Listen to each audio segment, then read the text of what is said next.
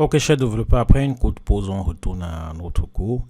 Et dans la précédente vidéo, nous avons abordé l'étape 3 qui portait sur l'identification du contenu minimal du state. Et pour le cas de cette maquette, nous avions dit que notre state était tout simplement les données. Ici, DB logement, nos données. Et nous avons apporté une mention très spéciale en disant qu'en réalité, si on est dans une application réelle, ces données doivent être fournies par le serveur. C'est le serveur qui doit renvoyer ces données à partir de notre base de données. Mais pour tester notre maquette, comme nous avions fait dès le départ, nous avons dit que nous allons partir d'une fausse base de données. Donc, en réalité, nous considérons que cela représente les données reçues du serveur. Et bien évidemment, en fonction des données reçues du serveur, l'application peut être mise à jour. C'est pour cela que nous avions dit ça, c'est le contenu minimal du state. Donc, ça, c'est l'étape 3. L'étape 3, nous avons identifié que ça doit aller dans le state. Sauf que l'étape 4 nous oblige à définir et à identifier où notre état doit, où notre state doit rester. Où est-ce que notre state doit bien évidemment rester.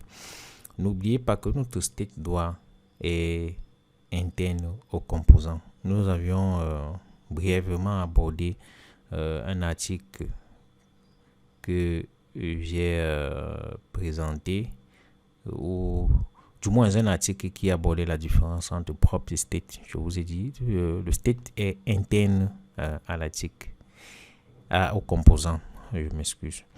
Donc, il faut bien identifier où votre state doit vivre. Quel est le composant qui va abriter votre state, tout en sachant que, comme je l'ai dit, une modification des données, une modification d'une donnée doit changer visuellement le composant. Donc, on doit se dire à ce niveau, quel est le composant? Quel est le composant qui, une fois les données modifiées, sera mis à jour?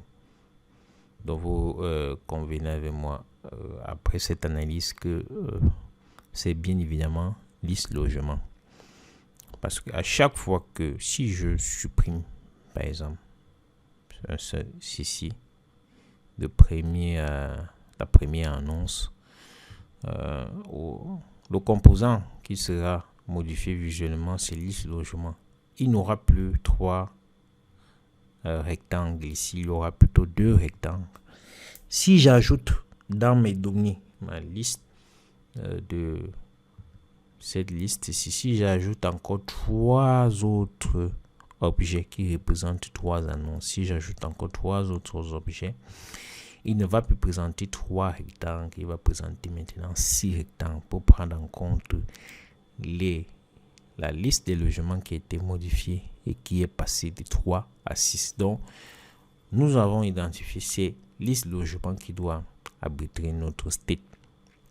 Et nous allons passer maintenant à la phase pratique et tenir compte de cela, donc ajouter le state à notre composant liste logement. Alors, comment ajouter le state à notre composant liste logement? Nous avons là le composant liste logement. Comment ajouter le state à un composant de telle sorte que si ce modèle de données est modifié, le composant est automatiquement mis à jour visuellement. Alors, très simple, mais si vous vous rappelez bien, je vous ai parlé de ce snippet of hook.dev qui est bien évidemment mis par les auteurs de Tiny House. Vous avez bien le hook, puisque à l'époque on utilisait dans l'approche par classe de React. On faisait 10 points classe. On utilisait la 10.state. Et actuellement, c'est plus simple. Aujourd'hui, on utilise useState. Le hook useState, qui est l'équivalent de 10.state dans l'approche fonctionnelle. Alors, vous avez un exemple. Vous voyez bien constant state. Cette state qui représente la fonction qui mettra à jour le state. Cela, on verra plus tard. Et puis, vous utilisez useState. Vous voyez bien le state initial. Donc, tu have hello use to add, mon anglais est approximatif. Have allow use to add state to functional component. Return a state free value and a function to update it. Ok. Donc, voilà donc comment les choses se présentent. Alors, vous avez là le state. Vous avez là la fonction qui met à jour le state. Ok. Donc, la présentation syntaxique, vous avez là un exemple. C'est très simple. Import React ou state from React. Constant function comme la composante. Et puis, il suffit juste de mettre const super et vous voyez bien comment les choses se présentent. Ceci, c'est la valeur initiale, du moins le state de départ, l'état de départ, l'état 0. Et puis, cette state va nous permettre de définir la fonction qui pourra mettre à jour l'état 0. Donc, voilà. Ça, c'est le cas où on initialise la variable avec une fonction. Nous n'en sommes pas encore là. Donc, nous allons tout simplement, bien évidemment, passer à la pratique en partant de celle-ci. Alors, ce qu'on va faire, on revient dans notre liste logement. Nous avons dit que c'est liste logement qui doit abriter. Nous allons juste mettre const. Vous pouvez aller tricher. Hein. Vous pouvez aller ici, vous voyez bien comment cela met const. Mettez crochet. Vous mettez la liste qui représente liste, le state. Et vous mettez là 7.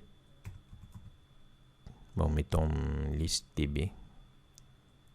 Liste log. Et puis 7. Bon, moi je peux pas alourdir ça. Je vais mettre liste. Et puis je vais mettre 7.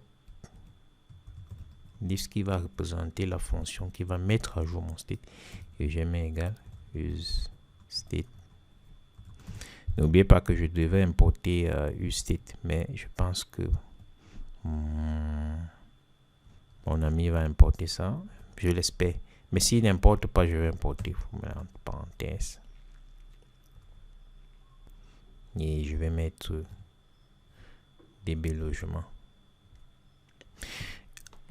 DB logement ici représente mon état initial. Ce sont les données. Donc, je pars de DB logement. Je considère ça comme mon état initial. Et vous voyez bien ici que tâche qui souligne parce que, eh bien, j'utilise quelque chose qu'il ne connaît pas. C'est très simple. Il suffit juste d'importer comme cela a été fait ici. Vous n'allez pas.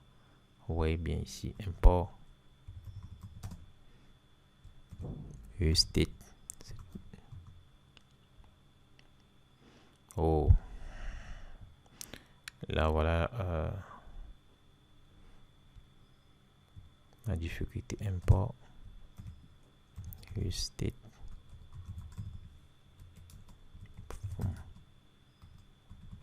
React. Ok, vous voyez bien que le point rouge a disparu qui avait là. Donc, j'ai importé cela de React. Donc, je peux utiliser ça maintenant. Alors, j'ai mis ma valeur initiale, c'est-à-dire mon state de départ qui est cette liste de données. Cette liste de données là, je pars à partir de là.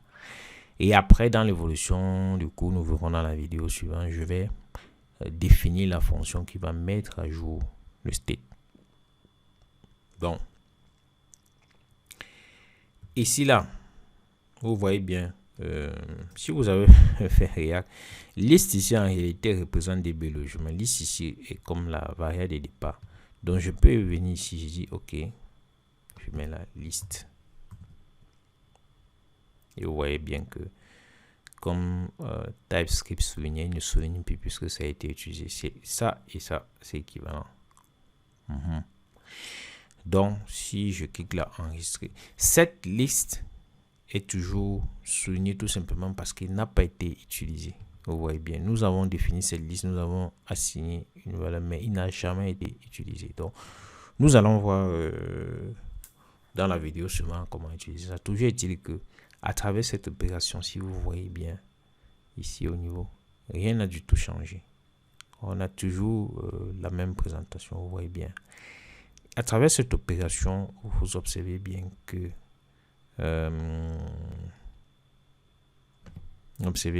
j'ai maintenant renvoyé cette valeur liste logement, je l'ai renvoyé dans le state. Voilà. Donc, s'il y a modification de ceci, cela sera fait à travers cette fonction-ci. Vous savez bien que l'approche fonctionnelle respecte un certain nombre de principes parmi lesquels l'immutabilité, dont on ne doit jamais modifier quelque chose directement. Il faut passer par cette liste pour modifier. Et c'est ce que nous allons voir dans le cours suivant, dans la vidéo suivante, je veux dire. Donc, à travers cette opération, j'ai mis à jour mon state, j'ai importé. OK. Donc, nous allons dans la vidéo suivante qui aborde l'étape 5 qui porte sur le thème ajouter le flux de données inverse. Et à travers ce thème ajouter le flux de données inverse, nous allons nous employer à utiliser, à mettre en place cette liste qui justement représentera la mise à jour de notre du moins ce qui représentera la fonction qui permettra de mettre à jour notre state. OK. Donc, on se retrouve dans la vidéo suivante pour l'étape 5 qui nous permettra de mettre en pratique cette fonction. À tout de suite.